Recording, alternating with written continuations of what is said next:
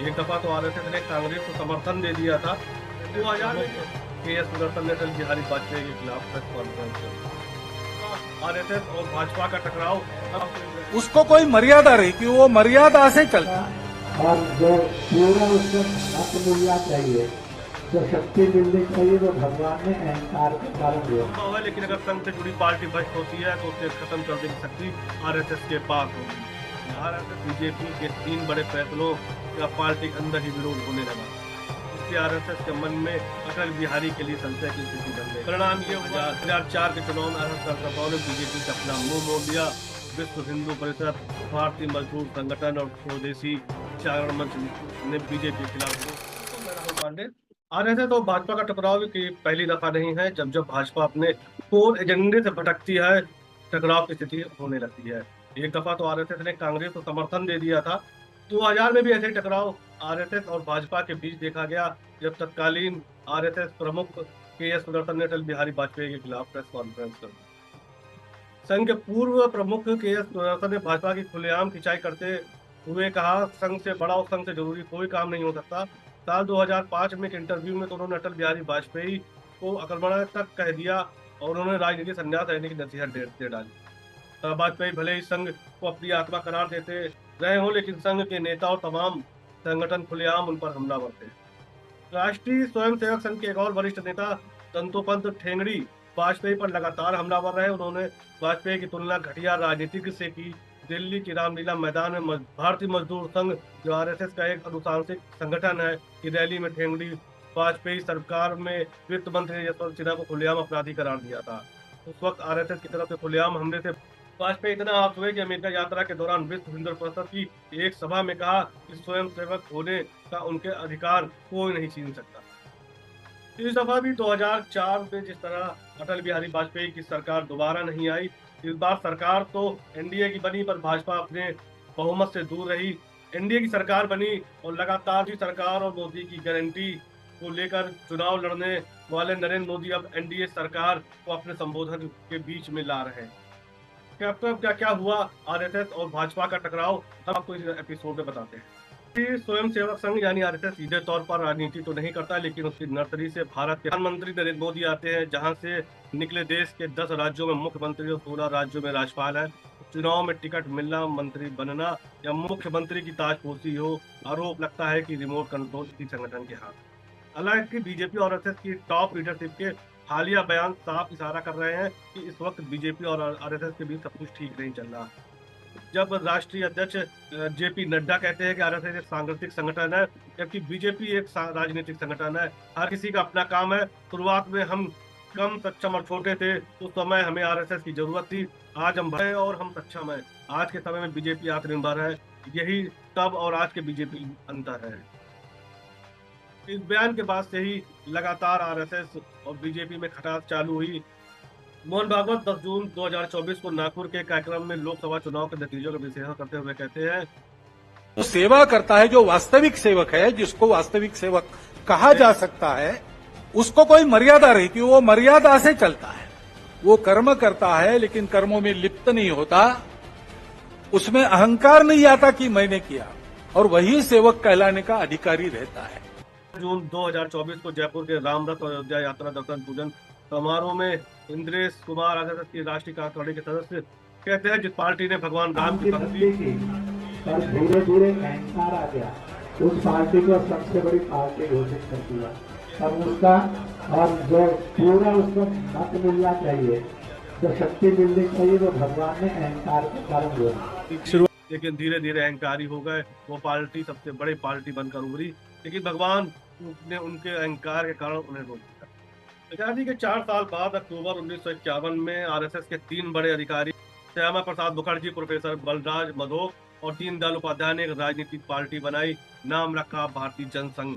संघ के कई सदस्यों ने एतराज जताया कि आरएसएस एक सांस्कृतिक संगठन है, उससे जुड़ी राजनीतिक पार्टी बनाना सही नहीं है।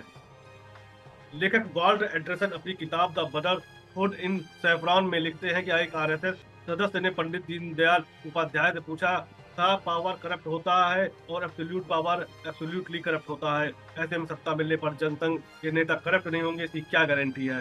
जनसंघ के नेता और आरएसएस प्रचारक दीनदयाल उपाध्याय ने कहा था, ये संभव है, लेकिन अगर संघ से जुड़ी पार्टी भ्रष्ट होती है तो उसे खत्म करने की शक्ति आरएसएस के पास होगी।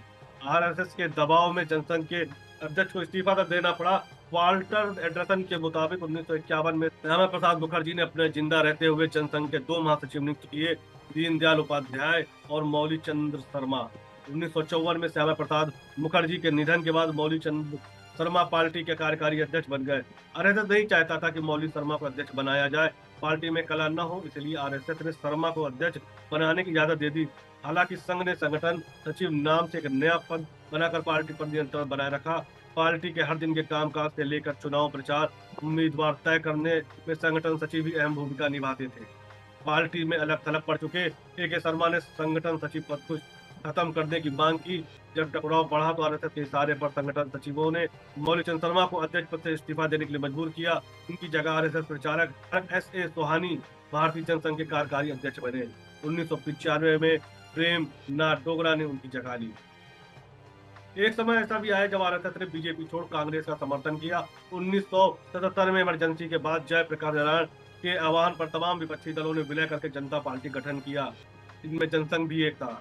जनता पार्टी टूटने के बाद अटल अडवाणी जैसे नेताओं ने 6 अप्रैल 1980 को एक नई राजनीतिक पार्टी की घोषणा कर दी। नाम था भारतीय जनता पार्टी यानी बीजेपी। पत्रकार और लेखक नीलांजन मुखोपाध्याय के मुताबिक इस पार्टी ने खुद को आरएसएस से दूर करने की कोशिश की। इसके लिए बीजेपी संस्कृति के संस्थापकों ने 3 काम किए। एकात्म मानववाद की बजाय गांधी के समाजवाद के पार्टी को गठन बनाया। आरएसएस के साथ होने वाली समन्वय समिति की बैठकों में हिस्सा लेना बंद कर दिया। पार्टी के आरएसएस प्रचारकों से मदद लेना बंद कर दिया। बीजेपी के 3 बड़े फैसलों का पार्टी के अंदर ही विरोध होने लगा। बीजेपी संस्थापक सदस्य विजय राजे सिंधिया ने कहा कि पार्टी के कुछ नेताओं ने तो प्रगतिशील दिखाने के लिए गांधीवादी समाजवाद को अपनाया। ऐसा करके बीजेपी कांग्रेस की फोटोकॉपी मात्र बनकर रह गई। लेखक वाल्टर एंडरसन के मुताबिक बीजेपी से नाराज आरएसएस ने 1980 के दशक में होने वाली शुरुआती चुनाव में कांग्रेस को समर्थन दिया। इतना ही नहीं, तमिलनाडु में हिंदू मुन्नानी नामक एक नई पार्टी बनाई और बीजेपी से अपनी दूरी की भरपाई के लिए देश भर में विश्व हिंदू परिषद को सक्रिय किया। 1986 में लालकृष्ण आडवाणी बीजेपी अध्यक्ष बने। उन्होंने गांधीवादी समाजवाद की जगह एकात्म मानववाद को अपनाया। 1971 में अटल बिहारी वाजपेयी ने एक अंग्रेजी अखबार में संपादकीय लिखा था। इस आर्टिकल में उन्होंने लिखा कि अब आगे आरएसएस और जनसंघ के सामने 2 रास्ते हैं। पहला, जनसंघ एक विचारधारा वाली पार्टी बनकर सिर्फ प्रेशर पॉलिटिक्स करे। दूसरा, विचारधारा से समझौता कर सत्ता में आए। इसके बाद 1980 में बीजेपी बनी तो अटल ने समाजवाद को अपनाए जाने की बात कही। इससे आरएसएस के मन में अटल बिहारी के लिए संशय की स्थिति बन गई। परिणाम ये हुआ कि 1998 में जब अटल बिहारी वाजपेयी की सरकार बनी तो संघ ने सीधा दखल देना शुरू कर दिया। ब्रदरहुड इन सैफरॉन के लेखक वाल्टर एंडरसन के मुताबिक पहली बार आरएसएस प्रमुख एस सुदर्शन ने आधी रात को वाजपेयी सरकार के वित्त मंत्री पद से जसवंत सिंह को इस्तीफा देने के लिए मजबूर कर उनकी जगह यशवंत सिन्हा को नया वित्त मंत्री बनवा दिया।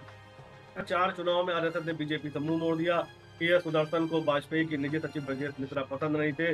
साल 2000 में आरएसएस प्रमुख एस सुदर्शन ने प्रधानमंत्री वाजपेयी के खिलाफ प्रेस कॉन्फ्रेंस की।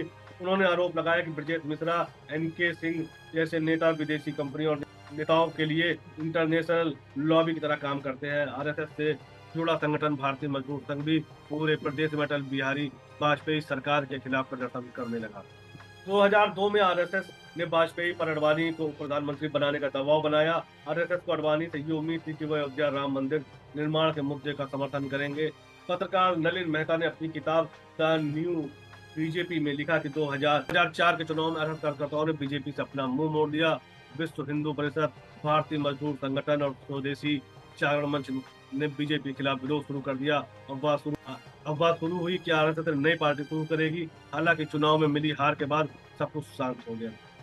2024 में मोहन भागवत और नरेंद्र मोदी के बीच देखा जा रहा है। वो ऐसा ही टकराव 2004 में तत्कालीन संघ प्रमुख एस सुदर्शन और अटल बिहारी वाजपेयी सरकार के बीच भी चल रहा था। जय